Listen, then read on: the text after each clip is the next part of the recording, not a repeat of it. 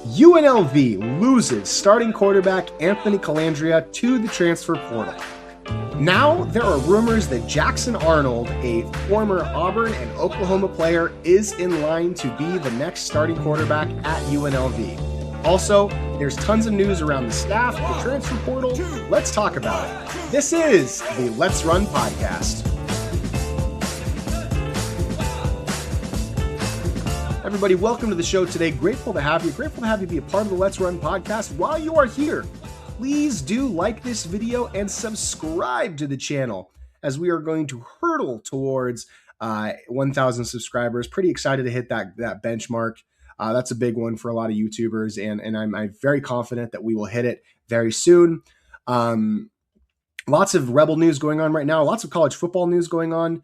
Honestly, January might be the most fun month of college football, especially with only one transfer portal window. There used to be two, one after spring ball and one after the season ended. Now there's only one. So you're going to see a lot of the transfer portal stuff going on over the next 2 weeks. I believe the portal closes on the 15th. I could have that date wrong, but just anarchy. We have coaching changes, players moving all around. Let's start with Anthony Colandria. Anthony Colandria, starting quarterback for UNLV in the 2025 season, Mountain West Offensive Player of the Year, puts his name in the transfer portal. There has been some kind of blowback to the negative fan reaction to Anthony Colandria's decision, specifically by local media here in Las Vegas that have essentially said, oh, fans shouldn't be mad at Anthony Colandria for entering the transfer portal to make money.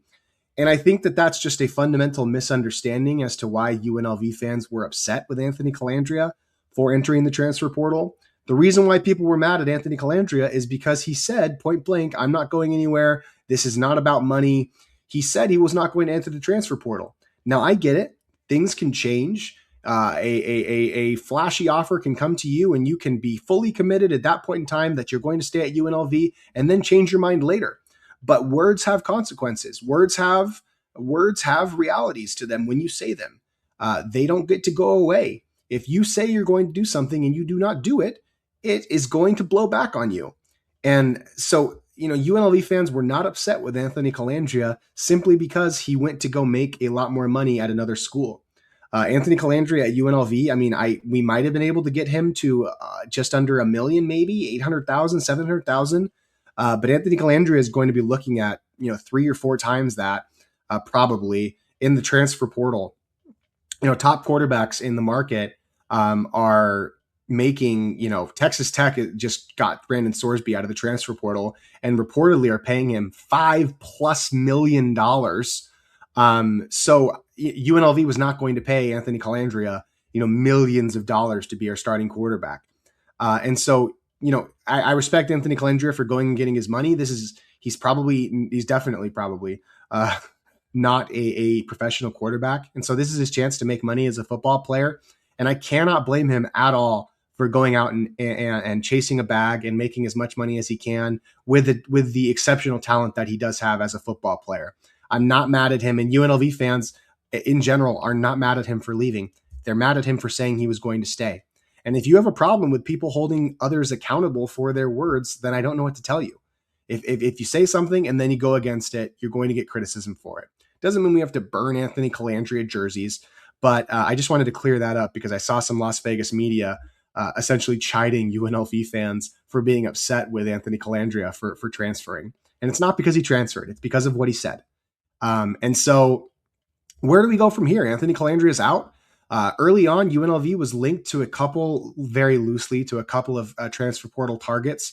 But apparently the guy that we're going to get, now this hasn't become official yet, but Pete Nakos, the guys at On3, and specifically some people at UNLV have said that Jackson Arnold, former Auburn and Oklahoma quarterback, is going to be the starting quarterback at UNLV next season. Or I shouldn't say going to be automatically the starting quarterback. I still think he's going to have to compete for the job, but we'll get into that a little bit more later. But in case you don't know, Jackson Arnold was a previous top 10 recruit in the 2023 class. He was a high school quarterback out of Texas. I believe he played in Denton, Texas. So kind of like around North Texas, the kind of Dallas area. was a very good high school quarterback in Texas.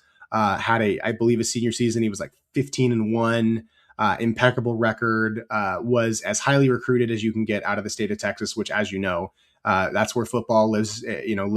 Football is everything down there, and he was as big as it gets. Jackson Arnold ends up at the University of Oklahoma, and that's kind of, northern Texas, and then, Oklahoma, and Lincoln Riley leaves and he ends up at Oklahoma, and he started for the 2024 season at Oklahoma. He was good enough to actually win the starting job as a kind of, I mean, he was a sophomore technically because he did get in a bowl game in 2023. But basically as a freshman, I mean, I know he played one game in 2023, but essentially in his first year at Oklahoma, which is a big time program, he takes over as the starter. He was the quarterback while they had a pretty anemic offense, I think is a decent way to put it. They struggled to score at times during that season. They were a team, and he was a player that was pretty conservative.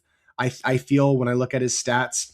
The coaching staff there perhaps has a hand in that, has a hand in the blame of that, because he did not put up gaudy numbers. He had 2 games over 200 yards passing. His high in terms of QBR was an 83.2, which is not the greatest. It really feels like that Oklahoma offense in 2024, when he was the starter, really had him in shackles, and ultimately he gets benched there later on in the season after a couple of really bad performances, particularly one where he was, on November 9th, 2024, a game against Missouri where he was 15 of 24 for 74 yards with a 23.9 QBR, which is terrible. Ultimately gets benched in Oklahoma and transfers at the end of that season. Now, there were issues with the offensive coordinator that year. And Oklahoma as a whole was not operating at its highest level. But ultimately, that was not a great Oklahoma team. He was not a great quarterback. Now, he was young. He ends up transferring. He ends up joining Hugh Freeze, who was a terrible coach at the University of Auburn. So he stayed in the SEC this season. His season started out pretty promising. Probably had his best game ever against Baylor. A game where Auburn went on the road and beat Baylor. He had a 92 QBR. They won 38-24. His stats don't look amazing in that game, but he was a pretty good quarterback. And then kind of the rest of the season, Baylor, it's hard to criticize, it's hard to criticize him too much for everything. Although I do feel like he, as a player, again, showed some of those bad tendencies he had at Oklahoma, to be a little too cautious with the ball, to not always read the field very well. He ends up finishing the season with only 6 touchdowns. I mean, he played in, how many games did he play in? 1, 2, 3, 4, 5, 6, 7, 8, 9, 10. So he actually got benched at Auburn kind of to end the season. And he gets benched and plays in 10 games and only throws 6 touchdowns, 2 interceptions. He finished with a QBR of 57, which is not good. A passer rating of 121, which again is not good. And ultimately, gets benched at Auburn.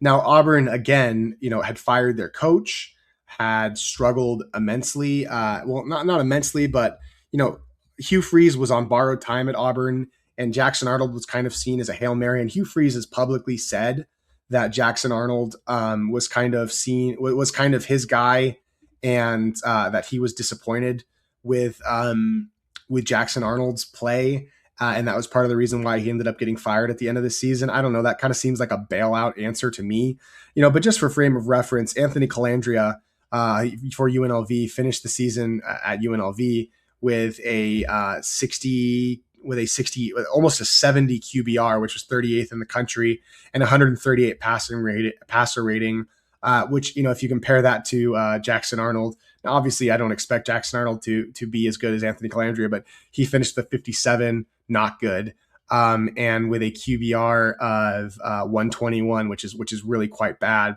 And so ultimately, and I apologize, I got those numbers mixed up. It was the other way around. But ultimately, Jackson Arnold, he showed some flash, showed some promise, And definitely as a blue chip player, he has talent. But I think that Jackson Arnold is, I shared my skepticism about Jackson Arnold as a player on Twitter. I They've been basically said, outstanding. let me pull this up. My apologies there. Let's just watch some tape of him while we're talking about him. But I basically said that, I think that he, as a player that has transferred to, this will be, UNLV will be his third school. And to me, being on your third school is generally a red flag. Now, it doesn't mean that a player can't be good. Obviously, a player um, can do really well, even in their, I apologize, had to cough there. A player can do even really, really well. It's not a death sentence to be on your third school, but I do think it's something that's not necessarily a good sign when it comes to evaluating a player. And you think about it, two schools have said, "Nah, I'm good." He got benched by two separate schools. I just think that that's a little bit of a red flag. And when you look at his stats, and you look at the criticisms of him as a player, there's talent there, but not a huge frame, not a great physical. He's a good athlete, but not a great physical frame. And kind of the biggest criticism that I saw of him is that he struggles to read the field. And when things aren't looking perfect for him, that he can be way too conservative with the ball. And not have the guts to make those contested downfield passes. And I've seen people say, well, Anthony Colandria struggled at Virginia and he got benched at Virginia, and he came here and was still amazing. And I would say, the difference between a guy like Arnold and Colandria to me is it was clear when Colandria was at Virginia that it was just some bad decision making, and some of that was simply because Virginia, didn't really have the athletes and wasn't a great football program when Anthony Colandria was there. And Anthony Colandria got in trouble for trying to do too much. Jackson Arnold gets in trouble because, and again, these are the criticisms that fans and analysts from Auburn and Oklahoma have said about him, that, he can't read the ball, he can't read the field well, and ends up freezing a little bit, and, doesn't always make good decisions, and isn't kind of the gunslinger gamer that Anthony Colandria was when he was at Virginia. And so, absolutely, Anthony Colandria was a risk, and it ended up working out. And Jackson Arnold, as a risk, could end up working out well. He's actually a pretty good runner. He's a better runner than I thought he was. Good athlete, not a great athlete, but a good athlete. A little bigger than Anthony Colandria, slight frame, but a little bit bigger, taller, a little stronger too, I would say. I think he might have a slightly better arm than Anthony Colandria, just in terms of downfield strength.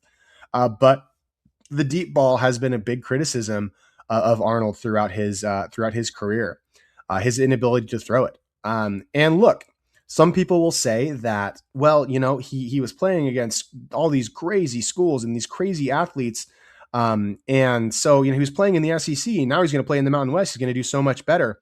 And I think that argument kind of fails to grasp that the guys on his team were also really good. It's not that he was just playing against good talent. He was also playing with good talent. And the level of guys that he's going to be playing with will be lower than the level of guys that he was playing with at Oklahoma. It's not just the guys he's playing against. It's also the guys he's playing with. And so, look, some Rebel fans were upset with me for expressing a level of skepticism about him. And certainly the one thing that you can count on from Dan Mullen is that Dan Mullen doesn't seem to put up with bad quarterback play. The quarterback position obviously is Dan Mullen's kind of bread and butter. And he very much cares about, how his perception as a quarterback's coach. And if Jackson Arnold isn't playing well at the quarterback position, he won't get on the field. Because Dan Mullen won't allow it. Dan Mullen, Anthony Colandria was a really awesome player, but Dan Mullen made Anthony Colandria basically not be named a starter because he and Alex Orji is not a great player, but he's a really good athlete and a really good leader, and he's a floor raiser as a player. Our ceiling was definitely higher with Anthony Colandria than Alex Orji, but the fact that Dan Mullen made Anthony Colandria play in such a stiff quarterback competition with Alex Orji and didn't just hand him anything is something that I imagine will happen again with Alex Orji. Jackson Arnold will have to beat out Alex Orji to be the starting quarterback at UNLV. And Alex Orji, not a great quarterback, but he's good enough that you're going to have to not suck to beat him out. Because I think if UNLV had Alex Orji as the starting quarterback next season, I think we could probably do good things. And so, a quarterback room of Alex Orji, Jackson Arnold, Sebastian Serco, who's kind of a depth quarterback, and then the young incoming freshman Derek Garcia, who I really like him. I think he's a stud. I know that I had some Nick Aquino, had a UNLV fan, had some issue with me calling Derek Garcia a stud. I think they're calling him a stud's fine. Not that I'm expecting a freshman to compete for UNLV's starting quarterback position next year, but I think that's enough depth in the quarterback room, especially with Cam Friel graduating, a longtime UNLV backup, and Gail Ochoa, another UNLV backup, transferring out of UNLV. I think there's enough depth there. That's 4 quarterbacks, and there's enough depth there that Jackson Arnold will have to earn his spot. Dan Mullen doesn't put up with bad quarterback play. He doesn't. His reputation as a quarterback, the quarterback whisperer, he has leaned into that moniker for himself. And so I trust Dan Mullen. I still think there is some room for healthy skepticism about Jackson Arnold. I do not care that he was a top 10 player a couple of years ago. Recruiting rankings, especially as players, Jackson Arnold's going to be going into his, as of right now, his final season of eligibility. Frankly, what talent evaluator said about him 4 years ago does not matter to me. And I don't think it should matter to you either. And so I think this could work.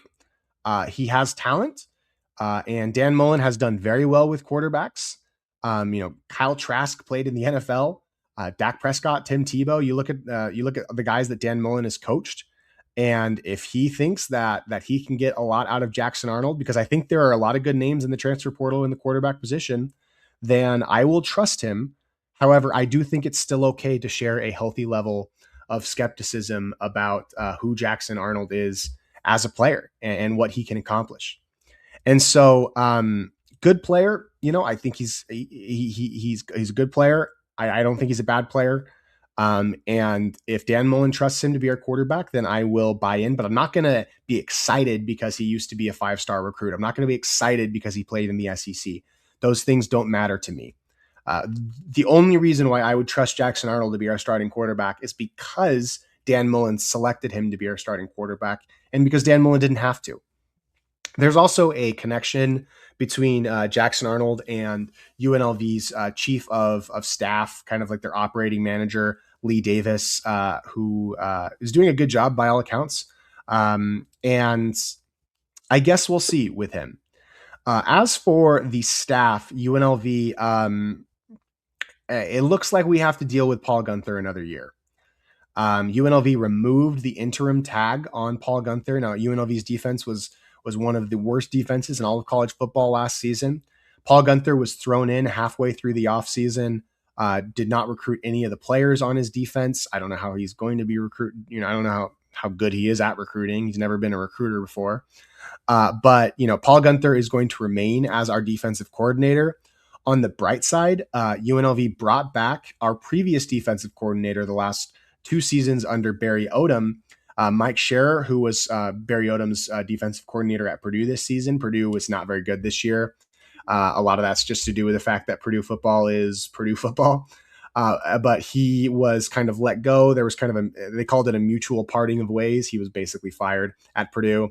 And he has come back to UNLV's defense as the linebackers coach. That leaves serious questions about a bunch of guys on the staff. Who's going to be coaching the defensive line? Who's going to be coaching, the offensive line? We still don't have all of the information regarding who's going to be where on UNLV's staff. But I'll say this: look, I did not want Paul Gunther back. I think he was a bad defensive coordinator with bad schemes and a bad teacher of the game. Having Mike Scherer around makes me feel better. Paul Gunther was not a defensive line or a linebackers coach. He was a safeties coach and DBs coach. And so hopefully I'm hoping he can cede some of the responsibility for the D-line and the linebackers to Mike Scherer and whoever the defensive line coach is heading into next season. Once we get that all confirmed, I'll talk about it on the podcast. But, you know, in terms of off seasons, we've got a lot of room to grow, a lot of time to go. UNLV has lost some guys, Lucas Conti, Tunisia Adele, a bunch of guys. UNLV's lost 8 players, I believe, so far in the transfer portal, none of whom I would say are irreplaceable. Jet Thomas, our star running back, who for some reason would only get 11 carries a game at UNLV, did announce he's returning. And the last point I want to make before we end out the episode is UNLV has to be really cautious about how it spends its NIL money. For example, UNLV paid Anthony Colandria $200,000 to be our quarterback last season. That's a reasonable number for a starting quarterback at a G6. And Anthony Colandria had a lot to prove after kind of flaming out at Virginia. I would hope that we're paying Jackson Arnold something similar. He got a huge payday from Auburn this season. Like, we're talking like $4 million, $3 million to play at Auburn under Hugh Freeze. And that was money that Auburn wasted, that it needed for other spots in its roster. And so I hope that UNLV is not overpaying Jackson Arnold. Your budget for NIL dries up so much faster than you think. And players are going to need it. And UNLV cannot afford to dump money into a guy that is as unproven as Jackson Arnold is. And so I would just say, like, sure, invest in him, but this is, he's made his money already. And I hope that Dan Mullen recognizes that and is not using, you only have so much NIL to go around. We cannot spend that much money on Jackson Arnold. Likewise, even with a guy like Jet Thomas, I love Jet. I think he's awesome. And I hope that he's being fairly compensated for being here at UNLV. At the same time, just because a guy's been around, we can't afford to spend too much of our NIL budget on a running back. Running back's a position where guys can get injured. And so I would just say, like, the positions of emphasis for UNLV football this season are D-line, O-line, and the linebacking core. Everywhere else, I think you can kind of figure stuff out. I want to spend our money on the defensive line. Our defensive line was not good enough last season. Our linebacking core, outside of Marcel McDuffie, was not good enough last season. And UNLV there were some athletes for sure, but UNLV was not as good as they could have been last season. And it was the line play that was holding them back. If you want to know why UNLV continually lost, continued the trend of losing to Boise State, it was on the lines, man. Boise State could run a power running back scheme where they're blocking with their tight ends and could run the ball down our throats and could let Maddox Matson play under control. And if UNLV wants to compete with higher level teams, what they're going to have to do is invest in the D line and the O line. And you don't need to spend as much money on skill position players, on quarterbacks, running backs, and wide receivers as you think you do. Spend your money on the big boys. Be bigger in the trenches. UNLV should, outside of maybe the game against Cal next season, should have the goal to be bigger, faster, and stronger in the trenches than every single team that they play against. Briefly to end the episode, I want to shout out UNLV basketball, who took down Air Force. UNLV basketball's schedule is going to be getting a lot more intense here as the season kind of goes along. UNLV this week on Tuesday will be traveling to Laradice to play Wyoming, the 103rd ranked Wyoming Cowboys. It's going to be a tough game up there. Always tough to play in Laramie. UNLV projected to lose that game 82-76. And then they will play on the road at Colorado State. So for this upcoming week for UNLV basketball, it's important that you don't get swept here. You win one of these two games. If you lose to Wyoming, beat Colorado State, you cannot afford to get swept here. You need to win one of these two road games. These are two road games in really tough places. Not that Fort Collins, where Colorado State is super difficult to get to as the Rebels travel to Fort Collins to play the Rams on Saturday. But it's going to be important for the Running Rebels to win one of these two games. And UNLV's 2-0 in conference play so far against the two of the worst teams in the conference. And so it's going to be fun to see if Josh Pastner can put something together, but I'll talk about that kind of in its own episode. Just wanted to quickly shout them out. So guys, let me know your thoughts about Jackson Arnold. If you agree with me, your thoughts about Anthony Colandria, and I will talk to you all soon. Let's run.